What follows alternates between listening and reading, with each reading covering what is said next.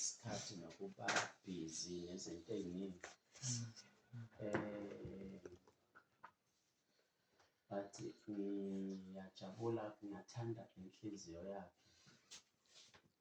Kunento engike ngayisho ngayifunda komunye ubaba wami kamoya. Wayethi lo baba, kungcono kuba nomuntu ongasindisiwe kodwa olambile nowomile oNkulunkulu than ukuba nekholwa elisindisiwe kodwa elisuthi elidelile elingomile elingalambile. But akukho ngcono kuphelele ukuba nekholwa elisindisiwe elilambile nelomile elilomele uNkulunkulu nezinto zayo. Amen. Amen. Enye yezinto engijabulisayo nengithanda ngayo inhliziyo yakhe elambile neyomile. Ungabona izinto ey'ningi azenzayo, indawo ayihambayo, izinto ayiwestayo, ingenxa yencano lokulamba nokoma okusenhliziyweni. And enye yezinto enza ukuthi uNkulunkulu akwazi ukumkhulisa noma ukumfikisa kwezinye iy'ndawo ingenxa yencana livulile enhliziyweni yakhe. Ingakho lithi iBhayibheli babusisiwe abalambile nabomele ukulunga, bese lithi isithembiso bazosuthiswa. uNkulunkulu akayisuthisa inhliziyo edelile nesuthi. Uzoba umuntu ozodeliswa esuthiswa uNkulunkulu, kumele ube umuntu onhliziyo yakhe njalo yomile, ilambile, appetite ikhamisela uNkulunkulu, ilambele into kaNkulunkulu. Amen. Awukwazi ukulindela uNkulunkulu ukuthi agcwalise inhliziyo yakhe ivalekile, ngoba ngisho iphiwo ikamoya iqhamuka kubantu abanganakile, abantu abadelile, abantu abayihlalela, abantu abanganakile, abantu inhliziyo yakhe njalo ivalekile. Ingalo lithi iBhayibheli uma selikhuluma ngephiwo zomoya lithi jongani uthando, bese nizothi nilangazelele.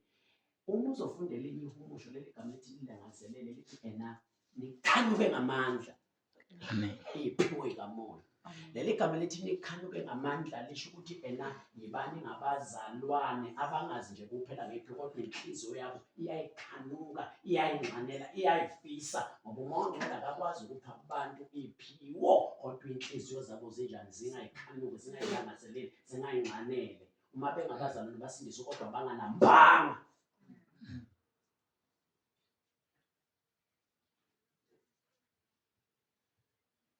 Kumele kube abazalwane ukuze uNkulunkulu ekwazi ukuthela izinto, ekwazi ukubagcwalisa. Kumele bebe ngabazalwane abalayikha amaphupho uNkulunkulu. Abahlali benze njani? Imilomo yey'nhliziyo zabo yenze njani? Niyazi ukuthi nala ekholweni ningasindiswa nonke kodwa indlela enikhula ngayo ngeke ifane. Kuseya ngokuthi wena inhliziyo yakhe ilambe yome kangakanani. Amen. Level uNkulunkulu azokugcwalisa. Amen. Amen. Nina nikuzokhuliswa ngama-teaching. Nizokhuliswa ukuthi ama-teaching uma efika enhliziyweni eyome nelambe kangakanani. Amen. Ungaba kule ndawo uthola ama-teaching anzima kodwa uthola ukuthi inhliziyo yakhe ibivalekile. Ama-teaching awakusizi ngoba ewe ulapho, akusiza ngokuthi ngenkathi ewa inhliziyo yakhe ibiyome ilambe kangakanani. Amen.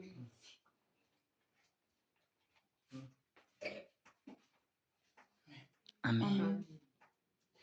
Enye yezinto ebuhlungu enhlizweni yami ukuthi kunabantu esithi uma sifika kubo nama-teaching abe linoni kubo, bangashiya indawo, baweste imali, badabule bezofuna izinto ngoba bayilambele bazomele, kodwa uthola ukuthi abantu eziphakathi kwabo lezo zinto ziyawa kodwa abayiboni iveli yazo. Abayiboni ukuthi ingamanani kangakanani, abayiboni ukuthi ingamagugu kangakanani. Lezo zinto inhliziyo zabo zivalile, kunezinto ezibalulekile kuyo idlula lama-teaching abanye abawalambile. Amen. Unabazalwane abayokuthatha njengomusa ukuba phambi komuntu ogcotshiwe nophiwe ufundise. Kodwa kunabantu aphila nabo abangayiboni ivele yakhe. That is the reason bengasizakali ngaye. Ngoba usizakala ngomuntu ngoba efundise eshumayela ekhulekela. Usizakala ngaye ngoba uyibona kangakanani ivele yakhe. Amen.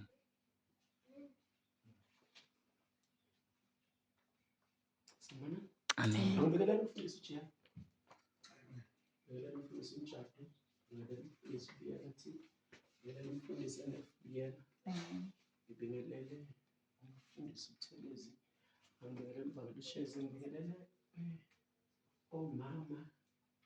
Ngibingelele ogogo. Ngibingelele intombi insizwa.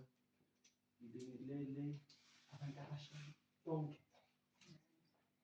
Ngibingelela ngibingelela uMamhlongana. Amen. Siyajabula ukuthi ubuyile ube nathi. Amen. Haleluya. Ngijabula bese ube khona nje phakathi kwethu. Amen. Haleluya. Ngibingelela ugogo ngapha ugogo wethu ugogo Zuma. Amen. Mshalizana. Sizihlobo kaningi sizihlobo. Kanene batshela. Kanene. Sizobazile ukuthi sebenzisane elimshalizana. Sebenza.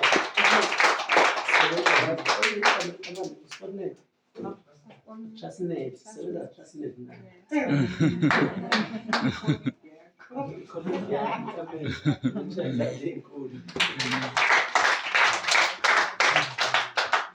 Ngineselile bafethu angazi ukuthi le nto ngayifundisa kanjani. Angazi ngayifundisa kanjani ngendlela yokuthi wonke umuntu umephuma lana aphume yazi. Nesililo nje esikhulu kakhulu.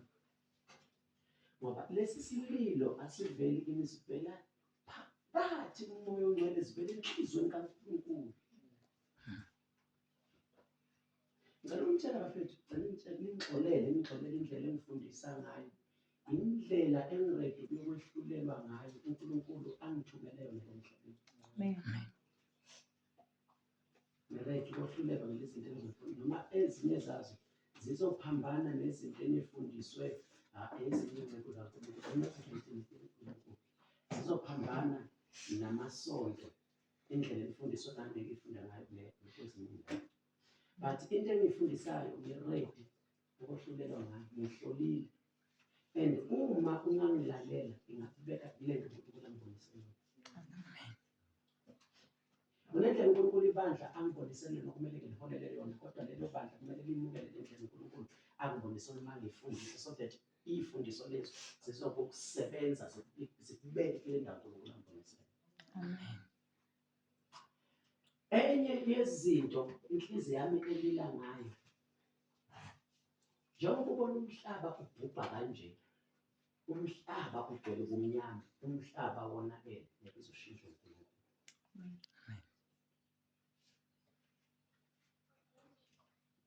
Nikhona Amen. njengoba umhlaba ubhubha wonakele kumnyama kukubi kanje, nekuzoshintsha uNkulunkulu.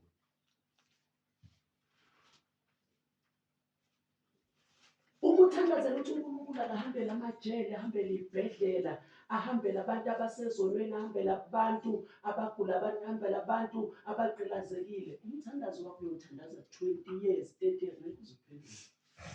Thandaza wrong. uNkulunkulu ngizenzile.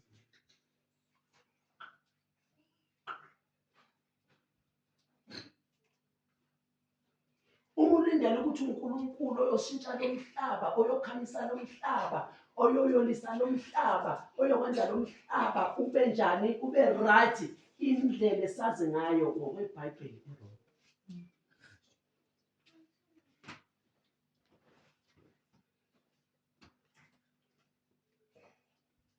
Amen. Amen. Niyamkhumbula uMoses ekhipha abantwana baka-Israyeli eGibhithe Amen. beKhenani. Emva kwakhe kwakuza ini? abantu baseGibhithe izitha zabo. Yeah. Phambili kwakukhona ini? Ulwandle. uMoses wayebuka njengathi ekhala kuNkulunkulu ethi uNkulunkulu njani uzosiza uyoshintsha isimo uyokwenza into ethile. Waqhubeka wakhala uNkulunkulu wathula wangenza lutho.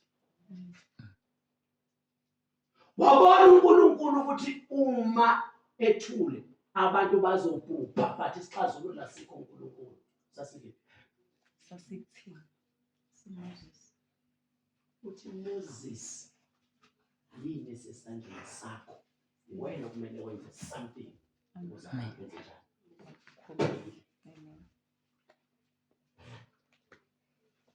Ngempela uMoses wenza into ethile kwavuleka ulwandle izitha zabo zenze njani zanqoba. Ubani wenza leyo nto? uNkulunkulu. Moses. Bathe bathi Moses. Moses. Yonke into uJesu abebizwa ngayo ngenkathi ela emhlabeni uma esezohamba ubize abalandeli bakhe ngaleyo nto. Ngiyakhumbula ukuthi uJohane uma ufunda uchapter 1 kaJohane ukhuluma ngoJesu njengani? Njengokukhanya. Uthi uJesu ungukukhanya okwasekuza ezweni okwakuzokhanyisa abantu bonke. uJesu ubani? uJesu abesethi uJesu mina ngikukukhanya. Abesethi oze emva kwami akasoze enze njani? Ahambe bumnyameni kodwa yoba nani? Ukukhanya kokuphila. Amen. Utsho bani? uJesu. uJesu bekathi esewumuntu elamhlabeni. Bekuyena obenza izinto ngamandla kaNkulunkulu. Kodwa lezi zinto ebezenza uma esebuyela ezulwini akasho ukuthi izokwenza uNkulunkulu, uthi izokwenza abantu ngamandla kaNkulunkulu egameni likaJesu. Amen. Ingakho mesehamba uJesu waphendukela kubafundi bakhe ukuthi njengoba kade kuthiwa ngekukhanya kwezwe uthi mina ngingukukhanya kwezwe. Amen. Yini izwi? Abantu laba abasebenza uthi ukukhanya kwabo akusikho uNkulunkulu, ukukhanya kwabo yini? Ibandla. Abantu abasindisiwe yini? Abalandeli bakaJesu. Uthi bona bangukukhanya kwezwe. Uma ibandla lingakhanyi ezweni abantu abalahlekile koqhubeka kube mnyama thina silinde uNkulunkulu ukuthi uyena ekhanyisa. Nkosi yami. Uthi nina nosawoti wani?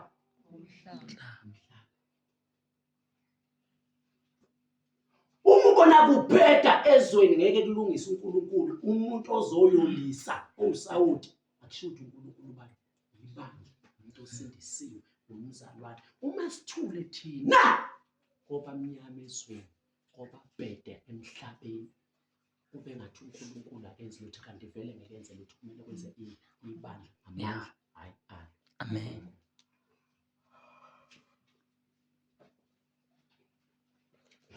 Amen. Uma ungafunda nje amavesi amaningi la uzowathola akhuluma ngoSathane. iBhayibheli alikhulumi ngoSathane as umuntu uNkulunkulu azodila naye. Alikho nelodwa ivesi lisho njalo. Ukuthi ucela uNkulunkulu ukuthi akunqobele uSathane, akulwele uSathane, akhulele kuSathane nani nani. No, iBhayibheli likhuluma nomuntu ukuthi uyena kumele enze njani adile noSathane ngegunya ngamandla kabani? uNkulunkulu. Uma umuntu engadilanga noSathane aqhubeke uSathane enze njani? Eyikhululekele noma ngabe kusekhaya, noma ngabe kusemndenini, noma ngabe kusenkonzweni, noma ngabe kubantwana, noma ngabe kusemshadweni, noma ngabe kusemabhizinisini, noma ngabe kuseyimalini, noma ngabe kuyiphi into uSathane uyaqhubeka. Angithini umuntu athathe igunya namandla uNkulunkulu asitobise. Amen. Amen. Namhlanje-ke ngicela sibuke ngenxa yesikhathi sethu kafishane, ngifuna sibheke amandla kamoya Yesu. Amandla kamoya, spiritual power. Hallelujah. Amandla kamoya. Okay. ngicela ukuyibeka nje angifunde incwadi kaGenesis chapter 2 verse 7.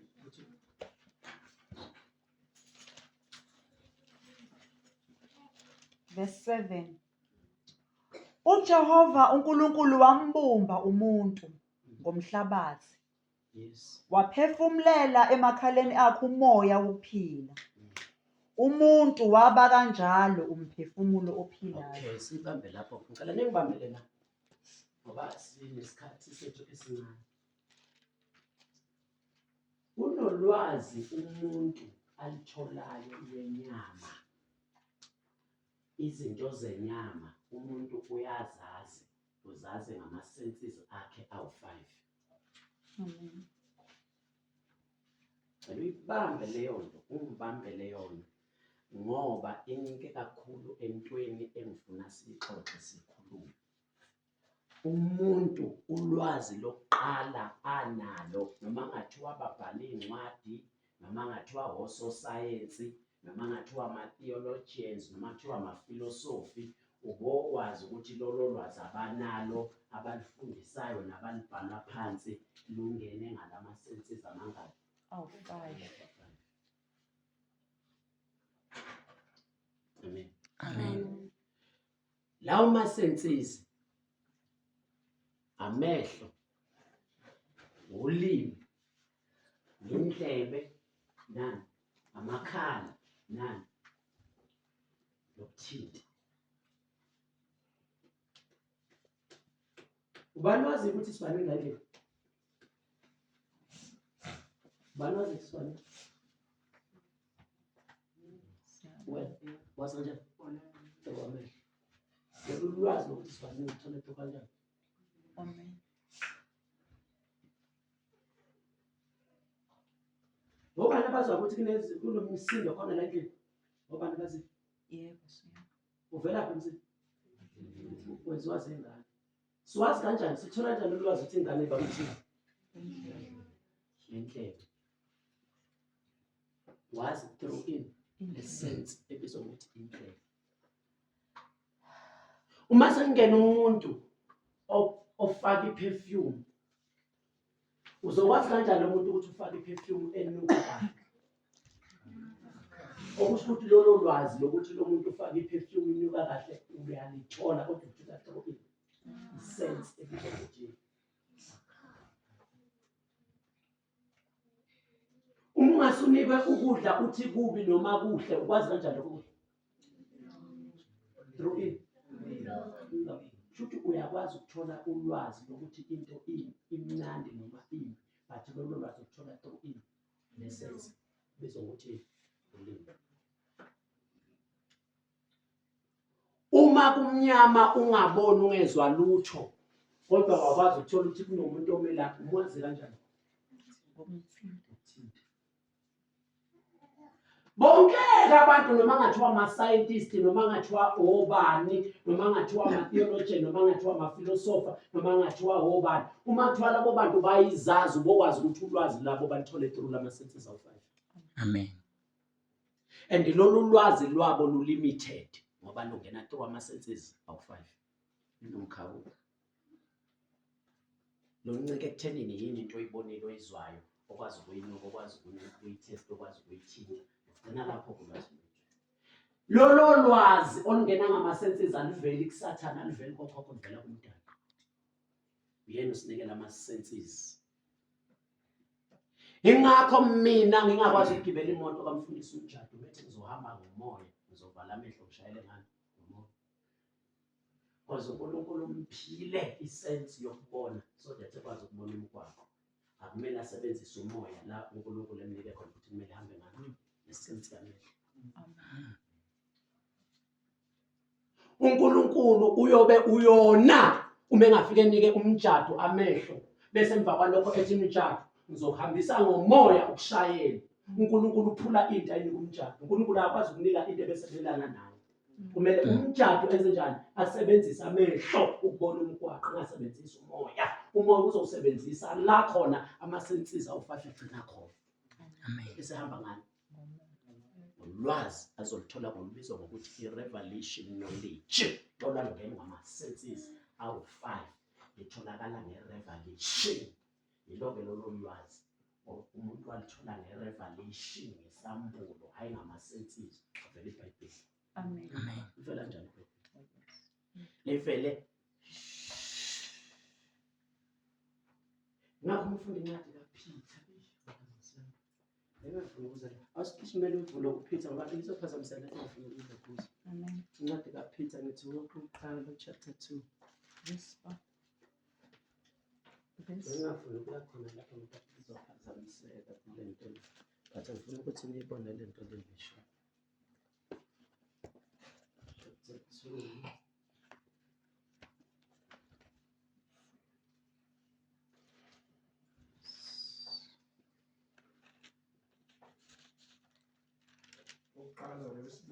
Wesibili uchapter 1 uqala verse 19. Libambisise. 2 Peter, chapter 2, verse 19. Babethembisa inkululeko. Chapter 1 verse 19. Sorry, Michael. Sesinalo izwi lesiprofeto eliqinisekile Amen. kakhulu. Yini esinalo? Lalela igama elithi izwi, sisebenzisa igama elithi ulwazi. Amen. Sesinalo ukwazi Amen. esikuthole ngani? Prophet. But ngifuna ukuthi ni-notice ukuthi lokhu kwazi iBhayibheli lizomtshela ukuthi aqhamukanga ngama-senses awu-5. Ngoba lonke ulwazi esinalo la emhlabeni, noma ngathiwa olwesayensi, noma ngathiwa olwamafilosofi, noma ngathiwa olwama-theologian, lonke lolu lwazi lingene through ini lama-senses awu-5 lulumithe. But kuthiwa-ke lolu osinalo lolu lwazi okuprofethwa ngalo luvele kanjani? Sesinalo izwi lesiprofetho eliqinisekile kakhulu enenza kahle ukuliqaphela kungathi yisibani. Kuthiwa lolu lwazi esinalo singakwazi ukuqiniseka ngalo. Amen. Ngoba alivelanga ngama-senses awu-5, alivelanga engqondweni yomuntu, alivelanga ehlakanipheni komuntu. Nenza kahle lolu lwazi uma nenze njani? Uliqaphelisise. Luvele kanjani lolu lwazi? Amen. Kungathi liyisibani esikhanyayo endaweni emnyama. Lolu lwazi lungathi luyisibani esinjani? Esikhanyayo. Endaweni kuphi? Emnyama. Niyamkhumbula noDavid ukuthi washo njalo wathi izwi lakho linjani? Liyisibani kuphi? Ezinyaweni zami. Enyaweni zami. Ukukhanya kuphi? Endleleni yami. Amen. Uthi lolu lwazi ungathi liyisibani kuphi? Endaweni Emnyama. luvele kanjani lolu lwazi? Amen. Kuze kuse ikhwezi liphumele enhlizweni zenu. Nazi ukuthi Selibambelana. Uthi ngifuna nazi. Amen. Ngifuna njani? Nazi. Labantu ababhalela abantu abasindisiwe kodwa ufuna ukuthi babe nolwazi. Ngale niqaphele lento ukuthi yini afuna bayazi. Yini afuna bayazi? Amen. Abantu. Amen. Yes. Nazi lokhu kuqala ukuthi kasikho isiprofeto Nazi sombhalo ukuthi lolu lwazi oluyisiprofeto sombhalo lunjani? esingachaphiselwa Uthi akekho umuntu ongakwazi ukusichaza ngokwakhe. Ngoba kwaseqaleni lesi siprofeto sombhalo asivelanga ngama-senses awu-5. Amen. Manje akekho umuntu ongavele esebenzisa ama-senses awu-5 enze njani? Asichaze izodukisa abantu. Amen. Kanti umuntu nje wazama ukukhumusha iBhayibheli, washumayela ngeBhayibheli, wachaza iBhayibheli esebenzisa ama-senses awu-5, ulahlekisa abantu. Because iBhayibheli alivelanga kuma-senses awu-5 ngeke ukwazi ukukhumusha ngani. Incwadi yesayensi ivele ngani? Ama-senses awu-5. Ungakwazi ukusebenzisa ama-senses awu-5 kunjani? Uchazela abantu. Amen. Ungathatha noma umuntu uthisha nje onama-senses awu-5 ayifunde ayichazela abantu, afundise abantu. But ngeke ukwenze eBhayibhelini.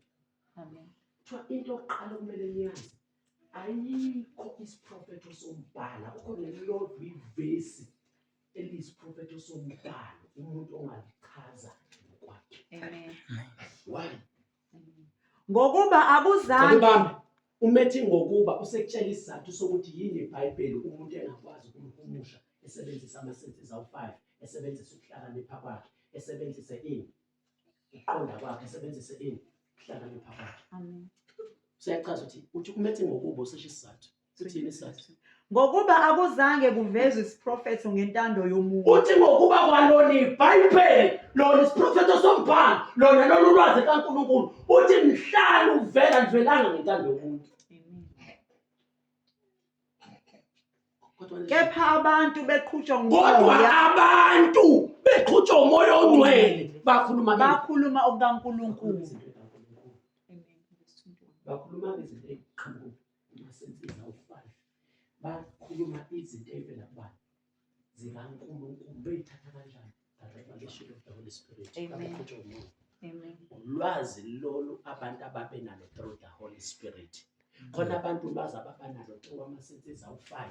Khona abantu ababanalo ulwazi kaNkulunkulu through the Holy Spirit, revelation knowledge, ulwazi le-revelation. Lutho lolwazi. Khona ulwazi olungena ngani? Ngama-senses awu-5. Bese kuba khona ulwazi, lolu lwazi olungena ngama-senses awu-5. Noma ubani umuntu onama-senses awu-5 njalo engakwazi ukuluhumusha, engakwazi ukulichaza. But lolu kuthiwa akekho umuntu ongakwazi ukulichaza ngokwakhe, ngoba kwasekuqaleni alivelanga entandweni yomuntu, akuvelanga ngokuqonda komuntu, akuvelanga ngokuhlakanipha, alivelanga ngama-senses awu-5. But ulwazi kaNkulunkulu olwakhuluma abantu belithatha beqhutshwa ubungcwele, bembulela ubungcwele, betshela umuntu i-revelation knowledge. Ngibambele.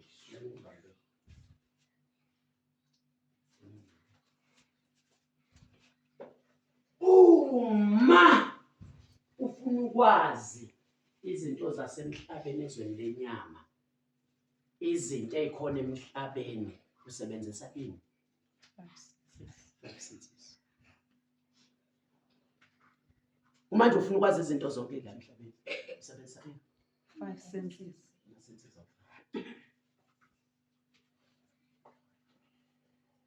Kodwa uma ufuna ukwazi izinto ezikamoya, awusebenzisi ama-senses awu-5, uzolahleka, uzoduka. Ama-senses awu-5 uNkulunkulu usinikele wona ukwazi izinto ezila emhlabeni, ukwazi izinto ezisezweni lenyama, ukwazi izinto ezisenyameni yakho. Kodwa uma ufuna ukwazi izinto ezikamoya nezisemoyeni wakho, usebenzisa ama-senses awu-5, uzolahleka. Kumele usebenzise ini? Revelation knowledge, ulwazi kamoya, ulwazi kaNkulunkulu. Yilona isibuko sezinto zikamoya, ezweni likamoya nezinto ezisemoyeni wakho.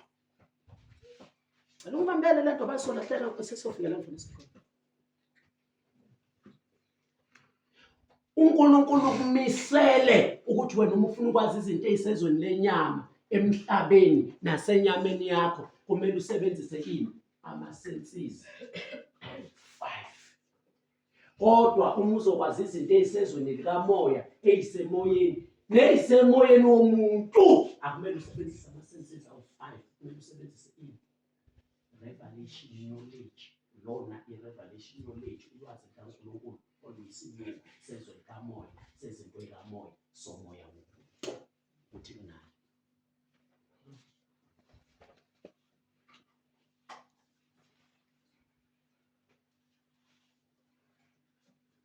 Lwenze isibonelo. Obani abazi ukuthi mhla umukela uJesu njengenkosi nomsindisi, wamukela ukulunga kaNkulunkulu, hayi kulunga lokuphilayo. Hayi lempilo engcwele oyiphilayo, hayi ukhuluma le. Ukhuluma mina ngokulunga kaNkulunkulu owakwamukela mhla umukela uJesu njengenkosi nomsindisi, wamukela ukulunga kaNkulunkulu usemoyeni wakho. Obani bayazi yazi ukuthi ninokulunga kukaNkulunkulu eningakusebenzelanga, enakumukela mhla nimukela uJesu, naphiwa lokho kulunga, namukeliswa lokho kulunga, nenziwa lokho kulunga kaNkulunkulu.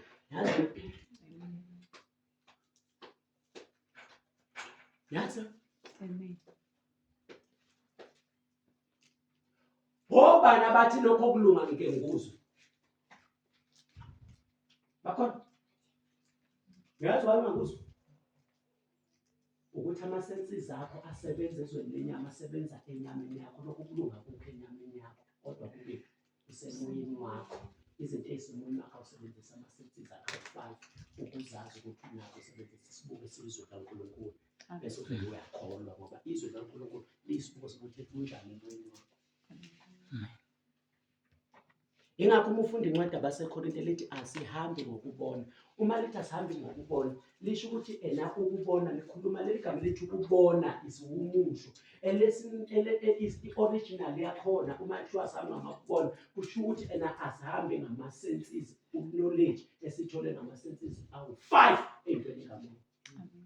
Because ama-senses awu-5 wasebenzisa ukwazi izinto zenyama izinto ey'senyameni yakho kodwa uma sesiye ey'ntweni kamoya kuthiwa asihambi nge-knowledge ngolwazi esilithola ngama-senses awu-5 kodwa sihamba ngani nge-revelation knowledge uzwa izwi litshela ukuthi unjani emoyeni bese uyabukela lento ungayibonanga ungayifilanga ungayithestanga ungazange uyibone ungazange uyinyuke ngoba ayikho ezweni lenyama isezweni likamoya kumele uyazi ngezwi ukuthi unjani emoyeni.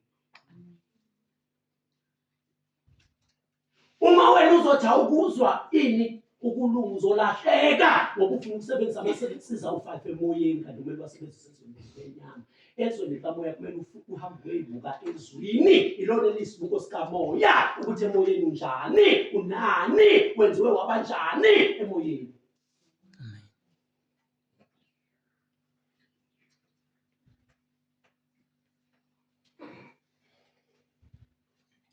Amen. Uma nje ufuna ukwazi ukuthi unjani emoyeni akumele usebenzise ama-senses akho kanjani.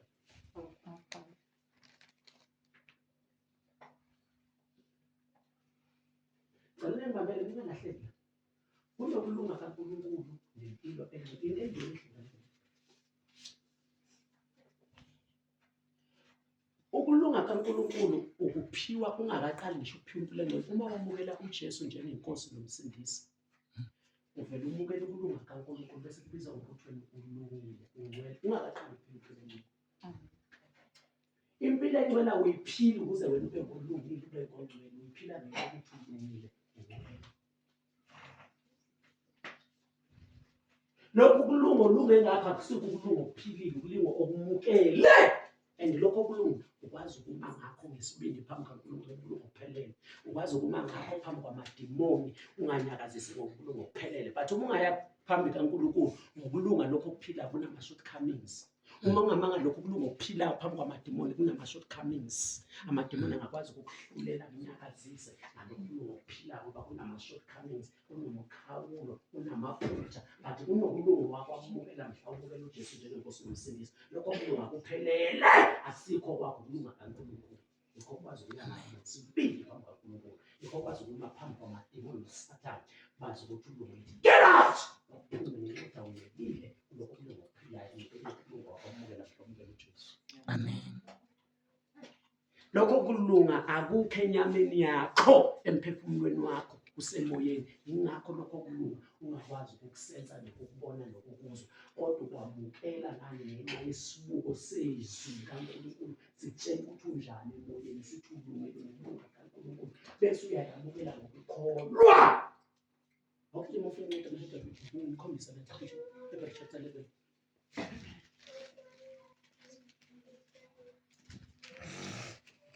Kitchen, chapter 11.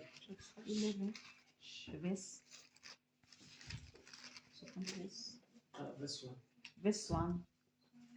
Kepha ukholwa kunguqiniseka ngezinto ezithenjwayo Ibamba lento ukukholwa kokuqiniseka ngezinto enjani ezithenjwayo bese kuthiwa kuliqiniso ngezinto enjani ezingabonwayo. angithi ukuthi manje sekukhulunywa ngezinto enjani ezu-2 kukhulunywa ngezinto ezibonwayo nezinto enjani Ezingabonwayo kuthiwa khona izinto enjani eyibonwayo ey'bonwayo nezinto enjani engabonwayo engabona. Lezi ey'bonwayo ukuzazi usebenzisa ama-senses amangaki awu-5 lezi ey'bonwayo nezenyama ezasezweni lenyama usebenzisa ini ama-senses awu-5 uma ufuna ukuzazi. Bese kuthiwa-ke lezi zinto enjani ezingabonwa awubuki ukuthi zivele kanjani futhi zimi ngani uyibona ngani. Come on. Amen.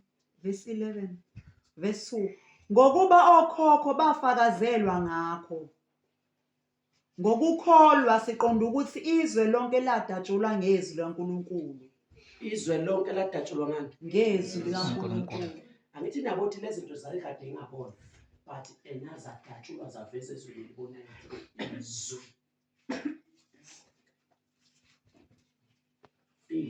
yes was kuze kuthi okubonwayo akuvelanga okungabonwayo kuthiwa ke lokhu okubonwayo yabo sikhuluma izinto ezithi eyibonwayo nengabona bese kuthiwa lezi eyibonwayo ayivelanga ezintweni enjani eyibonwayo kodwa ezingabonwa zivezwa yini zazivele zikhona ezweni likamoya kodwa zavele ezweni lenyama through izwi sazi kanjani thina ukuthi kunezinto engabona sizazi through izwi nokuthi zinezinto engaboni uyozazi through izwi awuzazi through ama-senses amangani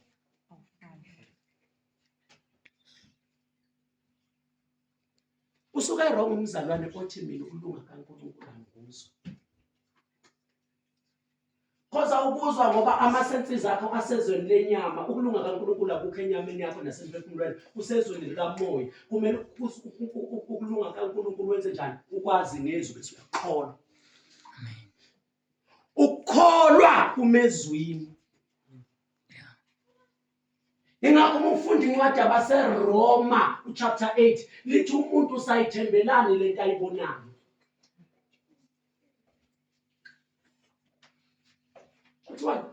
umuntu sayithembelani lento ayibonayo ukukholwa kuthiwa kuliqiniso ngezinto engabonwa kusebenza into engaboni ukholwa bese lizokubuza ukuthi umuntu usayithembelani into ayibonayo usayikholelani into ayibonayo mina nje angikholwa ukuthi unokuthula lo yakho unokuthula angikholwa ukuthi unokuthula lo ngiyazi ukuthi unokuthula ngaze kuthiwa ama-senses awu-5 I don't need ukholwa because ukholwa ngusebenzisa into engabonwa uliqiniso lezinto engabonwa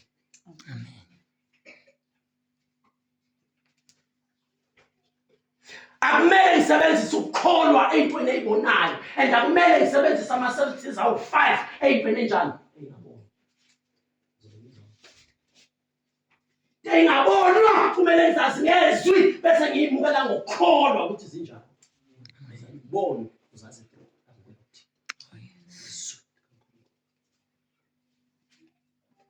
suke wrong umzalwane ukuthi angikuzwa angikuboni ukulunga kaNkulunkulu ngoba kukho ezweni lenyama uma enyameni yakho la kusebenza khona ama-senses akho 5 ukuzwa ukubona ukunuka ne-taste kumele le nto uyazi ngezwi bese wenze njani ungabona uyamukela ukuthi injalo ngoba izwa liqamba nawe liyisibuko sokukhombisa ukuthi mhlawumbe uJesu wamukela injalo leyo this is a mirror spirit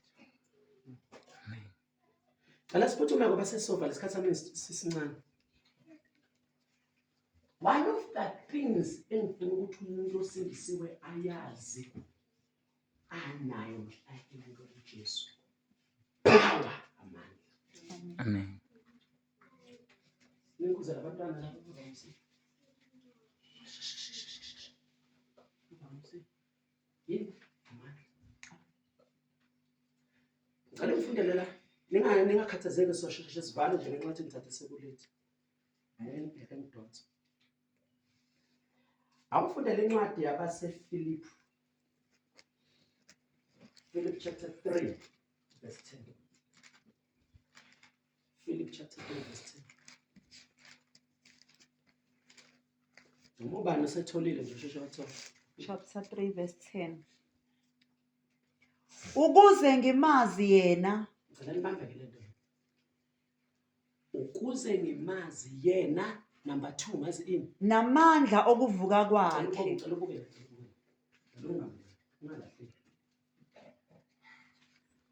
abantu abasindisiwe abadingi ukukhulela amandla kaNkulunkulu abantu abasindisiwe abadingi ukumukela amandla kaNkulunkulu uPaul la akasho ukuthi ngithandazela ukuthi uNkulunkulu akangipha amandla, ngithandazela ukuthi uNkulunkulu akenze njani, akanginike amandla, ngithandazela ukuthi ngibe namandla, kodwa uthi ngifuna ukwazi amandla nami. Abantu abasindisiwe abadinga amandla kodwa badinga ulwazi ukuthi banamandla ngani. Yeah. Listen sithi Want to know Christ and the power of his uthi I want to resurrection. know. Akasho ukuthi ngifuna ukumukela, ngifuna ukuthandazela amandla. Amen. Abantu abasindisiwe bahluleka benamandla ngenxa yokungazi. Leli verse likhuluma ngokuthi I want to know, ngifuna ukwazi. Amen. Into ayidinga abantu abasindisiwe yini? I-knowledge, akusiwa amandla. Amandla abantu abasindisiwe awekho ezulwini aphakathi kwabo. Into abayidingayo akusiwa amandla, i-knowledge. Amen.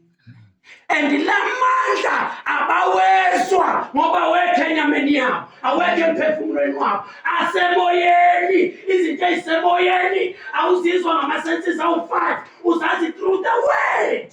Amen. Amen. Izwi kuthiwa unamandla. Oh, yes. Word of God. Amen. Amen. Spiritual power, amandla kamoya awekho enyameni, awekho asemoyeni. Amen.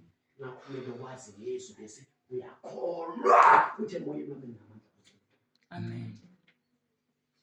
La uthi ukuze ngiwazi, akasho ukuthi ukuze ngiwamukele, because already unawo into emkhathaza ukuthi lento enginayo ufuna ukuyazi.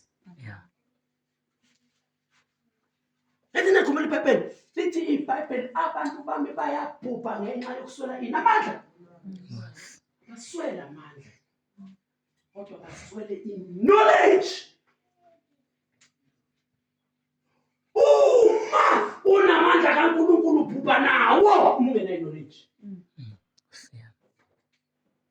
Hluleka nawo, unqotshwa nawo. Bonke abantu abasindisiwe bawa benamandla. Amen.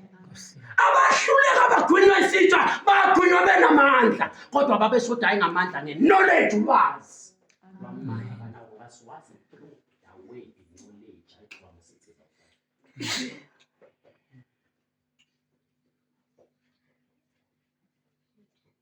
Umuntu osindisiwe ezizwa weak usuke weak enyameni, hayi emoyeni. Emoyeni Amen.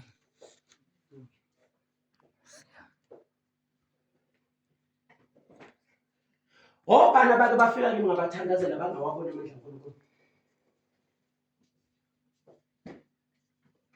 Uyazi kwesinye isikhathi uma ngikuthandazela ubona amandla kaNkulunkulu, enyameni yami ngisuke ngifila weak. But ngisuke ngingahambi ngezinto engiyizwayo ezisenyameni, ngoba into engiyizwayo izinto ezisenyameni. Uma ngizizwa weak, ngizizwa weak enyameni. Uma ngizizwa nginamandla, ngizizwa nginamandla enyameni. But noma ngathiwa ngiwafila amandla noma ngiwafila enyameni, emoyeni amandla kaNkulunkulu ahlale khona. Isilongo ngikholwa uJesu. Amen. Uma ubona amandla kusuke ngakubonisa amandla senyameni yami masethi awu-5. So ngikubonisa amandla engiwazi ngezwe ngakholwa even enyameni enjani. Ngawezwa. Ngakho lithi iBhayibheli, let the weak say, says I am strong. Kusho ukuthi noma enyameni uyifila weak kodwa umuntu anaNkulunkulu emoyeni isiphamo. Uma kuthi akathi kusho ukuthi enamusa ukuhamba ngento oyifila ngama-senses awu-5. Hamba ngokholwa ezwini, izwi lithe unamandla emoyeni noma ungawezwa enyameni. Amen.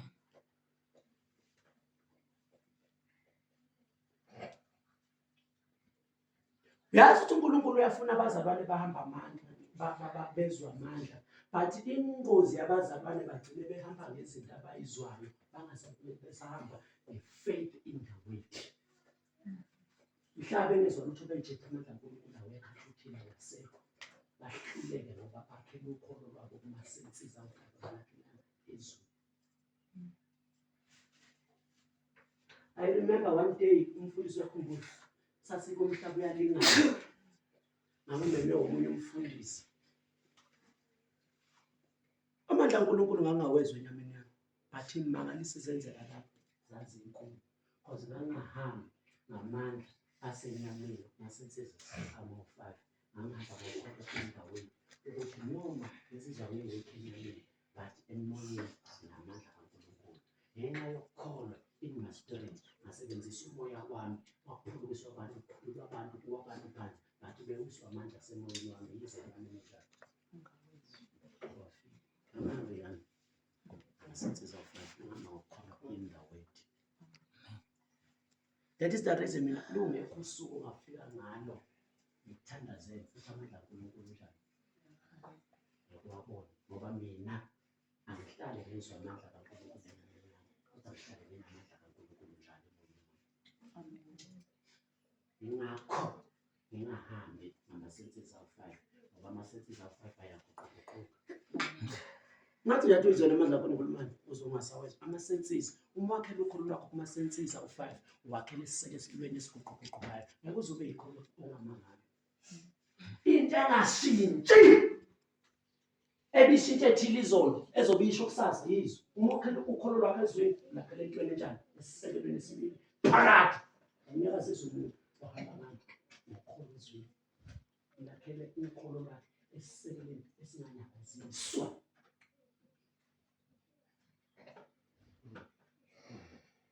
Wenkosi umuntu okubuza ukuthi ena wagcina nini ukuzwa amandla kaNkulunkulu uright ukuzwa amandla kaNkulunkulu kodwa usuke efuna ukwakhela ukholo lwakho kuma-senses awu-5 lakhele ezwini ukuthi uNkulunkulu noma ungamuzi unawo ezwini lomsindisi unawo.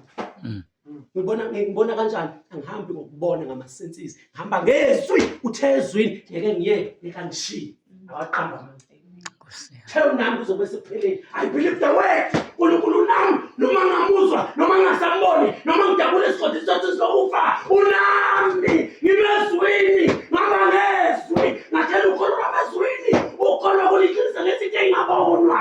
Ngiboni kodwa ngiyakholwa ngoba isho yizwi. Amen.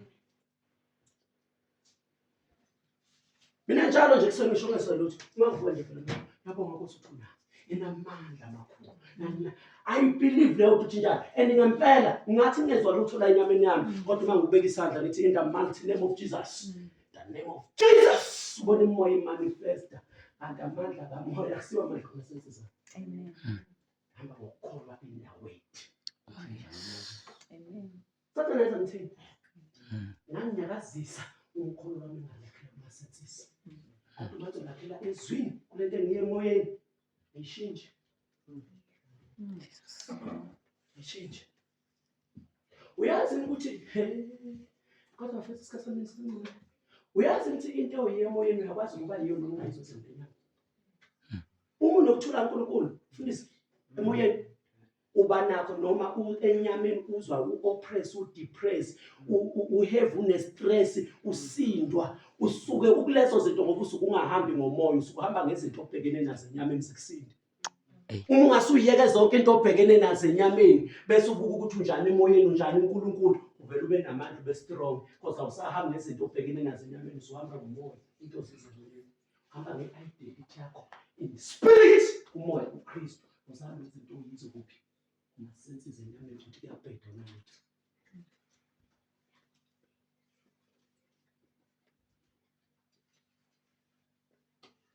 Ukuze ngiwazi akusho ukuthi ukuze bamukele already uPaul njengoba ekhuluma la amandla kaNkulunkulu nawo kodwa lamandla akafuni ukwamukela kodwa ufuna ukwenza njani uyazi into engayo because lento uyazi not through ama-senses awu-5 uyazi through i-revelation knowledge kumele uthole izwi laNkulunkulu ukwazi ukuthi unjani emoyeni bese leyo nto uyayikholwa uyamukela ngoba izwi liyisibuko sokuthi unjani emoyeni yizo lezi zinto zingekho kuma-senses akho-5 ungayi-experience ungayifeel ungayiboni ungayinambithi ngoba zikho enyameni nasempilweni zisemoyeni kumele uyimukele ngezwi ukuthi zinjani. Yila sinqoxa khona ekholweni kwethu ngoba ukholo kwethu silakhele kuma-senses angalakhele ezwini ngoba yizwi likwazi ukutshela ukuthi wena ngenkathi uzalwa kabusha wazalwa waba nani emoyeni wakho njengomntwana kaNkulunkulu ngoba lezi zinto uNkulunkulu uzele emoyeni ne-identity yakho uNkulunkulu isemoyeni umfuziselo kaNkulunkulu usemoyeni nezinto ebezile uNkulunkulu zaba kumntwana wakhe umoya wakho umntwana kaNkulunkulu izinto ezikhomba uNkulunkulu isemoyeni wakho lezo zinto awuzazi ngama-senses uzazi ngani yezwi lona likwazi ukukhombisa lesibuko sikamoya wakho. Amen. Uma uhamba ngama-senses uzohamba uhambe kube khona la uhluleka khona ngoba ama-senses ngeke atshele ukuthi unjani emoyeni azokutshela ukuthi unjani enyameni nasezweni lamoya azokutshela ukuthi unjani enyameni kodwa ngekutshela ukuthi unjani emoyeni.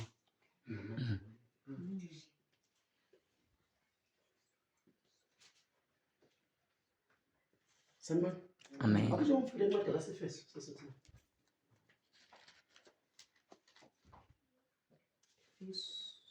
First chapter 1 verse 19. verse 19. Bambe kahle, bambe kahle. Noma-ke. Awuqale ku-verse 15. Verse 15. Ngalokho nami Lalele kahle ke. Ngalokho nami sengizwile ngokukholwa kimi enkosini. Sengizwile ngani nina base-Efesu nangokukholwa eninakho enkosini. Ngase ngenze njani mina Phawuli? uJesu nothando kubo bonke abangcwele. Nothando eninalo kubo bonke abangcwele. Laba bazalwane wande benokholo enkosini 2 bebonakalisa uthando kubo bonke abangcwele. Wayesenze njani uPhawuli? Angiyeki ukubonga ngenxa yenu. Uthi number 1 angiyeki ukubonga ngenxa yenu. Number 2 Nginikhumbula emkhulekweni yami. ngiyanikhumbula emkhulekweni wami. Ngifuna nizwe-ke manje ukuthi akabakhumbula akabathandazeli ukuthi abamukela bona. Amen. Zobonke bathandazelela. Amen. Zobonke abakhulekeli ukuthi abenze njani? Abamukela izinto ezikamoya, abamukela inamandla kuNkulunkulu. Uzobonke bakhulekela. Qhubeka. Ukuze uNkulunkulu Umesethi wenkosi yethu. ukuze useshe isizathu sokubakhulekela. Ngicela nibambe le nto bazalwane bangizolahleka. Amen. Nasi isizathu. Uthi ngiyanikhulekela ukuze useshe isizathu uthi waye ngithandazela. Angithandazeli ukuba nibe namandla. Angithandazeli ukuthi nimukele into kamoya. Angithandazeli ukuthi nibe nokulunga kaNkulunkulu. Angithandazeli already lezo zinto ninazo kodwa into engithandazela ukuze nangu umuntu bathandazelela. Uyise wenkazimulo aniphe umoya wokuhlakanipha. Number 1 ngithandazela ukuthi uNkulunkulu akaniphe umoya wani wokuhlakanipha nokwenzani nokwambulelwa ekubani ekumazini yena. mina noNkulunkulu angimthandazeli ukuthi nibe noNkulunkulu kodwa ngithandazela ukuthi nimazi uNkulunkulu. Amen. Knowledge. Abazalwane babhubhiswa hayi ungabi noNkulunkulu babhubhiswa knowledge. Shota knowledge. Ungenayo knowledge ubhubhula uNkulunkulu onamandla. Liyanyakaziswa liyesabi ikhono lihamba noNkulunkulu omkhulu kodwa uma lingenalo ulwazi. Liyanqothwa liyahluleka limuka namanzi lishiswa umlilo omhlaba ikhono lihamba noNkulunkulu omandla lingenayo knowledge. Uthi nginikhulekela hayi ukuthi nibe noNkulunkulu kodwa nginikhulekela ukuthi nenze njani nibe ne-revelation noNkulunkulu nayo. Nimazi ngoba mhlana mazi ngeke nisabe ukuthula nesibindi. Liyanyakaziswa lethu. Niyothokhime mkhulu konosezwe. Oh yes. Ithuma yena engakimi ubani ongamelana nabo uyamazi. Knowledge. Ngithandazela ukuthi nibe noNkulunkulu, ngithandazela uNkulunkulu enayo, nibe ne-revelation okuhlakanipha bekhule kumazini. Amen. Number 2. Besikwenze njani? Ekhanyisiwe amehlo Ngifuna enhliziyweni. ukhanyiswa amehlo enhliziyo ukuze nenze njani? Nize nazi Man ukuze nazi knowledge. Kodwa basithi knowledge. Abazalwana badinga izinto badinga ukwazi ngezinto abanazo. Amen. Abadinga umukeliswa izinto kodwa badinga ukwazi ngezinto already abanazo. Badinga knowledge. Ngoba uma bengazazi bahlupheka nazo, bafa nazo, babhubha nazo lezo zinto. Ngeke basebenzele izinto abangazazi. Ngakho lithi iBhayibheli niyakulazi iqiniso neqiniso liyakukhulula. Alikhulula iqiniso umlazi. Abazalwane bashoda hayi ngamandla, bashoda hayi ngezinto kodwa bashoda knowledge. Abazalwane bazi nezinto abanazo bona bogcwala indumiso nokubonga. Kuba nesibili bohamba faith. Evelelwa zini ukuthi kanti sicebe kangaka, kanti sipowerful kangaka, kanti sinamandla kangaka, kanti sinotheka kangaka, kanti sukhanya kwenza nje, kanti sihlonyiswe kangaka ukuthi sibe semhlabeni sishintshe umhlaba, sibe usixazululo somhlaba, sibe manzi emhlabeni, sibe ukhanya kwezwe, sibe usawuto umhlaba. Abantu kumele ngabe babalekela kithi kodwa sikhala kanye lezo sikhala izandla lezo ngenxa ukuthi sinezinto ezinkulu kodwa sazi. Amen. Uthi uma esekhanyisiwe amehlo enhliziyo amehlo okuqonda. Number 1 nizokwazi. Hayi ukuthi nizomukela bafethu baphelele. Anikuzukwa akumukela. Oborele izinto ninazo. Kodwa into ezokwenza uma kwakhanyisa amehlo okuqonda nizovele nibone izinto ebeyivele zikhona ninazo kodwa ningazazi.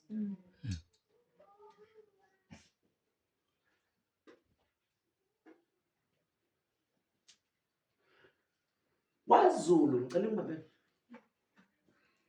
kwafika abelungu abamhlophe okuthiwa amamissionary bawalalisa amaZulu la abelungu abamhlophe okuthiwa amamissionary bawalalisa endlini zotshani bathe uma belele ebusuku benze njani bafika bephethe light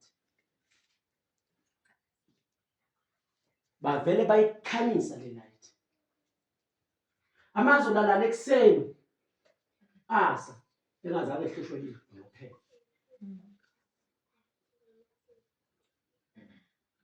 base bathi laba belungu ledle isilalise kuyinamaphela base bathi ena le ndlela isilalise kuyinamaphela yes Amen. base bethi namaZulu athi ayinawo amaphela leli lamaphela nabonayo abangwe ile light elifike nayo thina silala kaze kwasa amaphela kaze sihluke ngoba ilight ibingekho ilight lenjani Invest amaphela. because edale yenze lamaphela cela ukubuza amaphela ayibanga light amaphela ayivele khona kodwa light ya expose izinto enjani Eyikhona. evele khona kodwa abanye kanjani